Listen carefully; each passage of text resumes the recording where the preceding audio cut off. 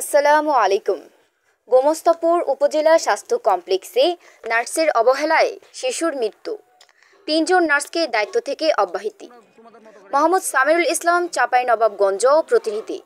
চাঁপাইনবাবগঞ্জের গোমস্তাপুর উপজেলা স্বাস্থ্য কমপ্লেক্স কর্তব্যরত নার্সদের অবহেলায় আয়ান নামে ১.৫ বছরের এক শিশুর মৃত্যু হয়েছে বলে অভিযোগ পাওয়া গেছে। এই ঘটনায় হাসপাতাল কর্তৃপক্ষ ৩ জন নার্সকে দায়িত্ব থেকে অব্যাহতি দিয়েছে। তারা হলেন সিনিয়র স্টাফ নার্স আম্বিয়া খাতুন, মজিদা খাতুন ও আমেনা খাতুন। মৃত ওই শিশুর পিতা রহনপুর পৌর এলাকার মুক্তাশা হলপাড়ার আমি জানান, গত ৮ জানুয়ারি বুধবার বিকেলে পাতলা পায়খানা জনিত কারণে তার ১.৫ বছর বয়সী শিশুপুত্র আয়ানকে গোমস্তাপুর উপজেলা স্বাস্থ্য কমপ্লেক্সে ভর্তি করেন।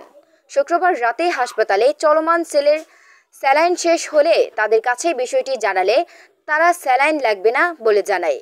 এ সময় তারা বিষয়টি গুরুত্ব না দিয়ে মোবাইল ফোন নিয়ে ব্যস্ত থাকে। যথাসময়ে স্যালাইন না দেওয়ার কারণে তার ছেলে শনিবার সকাল ৬টার দিকে মারা যায়। এই ঘটনায় তার স্বজনসহ এলাকাবাসী হাসপাতালের বিক্ষোভ প্রদর্শন করে।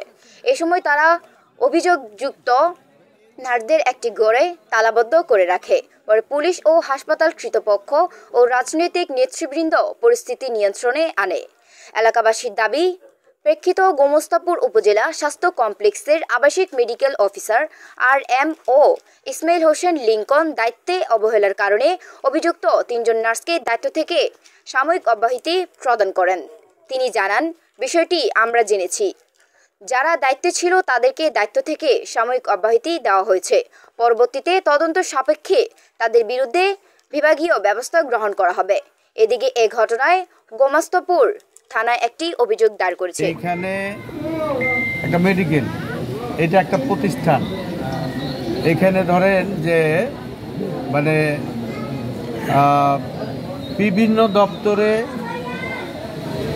গুরুত্বপূর্ণ দায়িত্ব পালন করতে হয়, কারণ মেডিকেলটা কিন্তু গুরুত্বপূর্ণ জায়গা।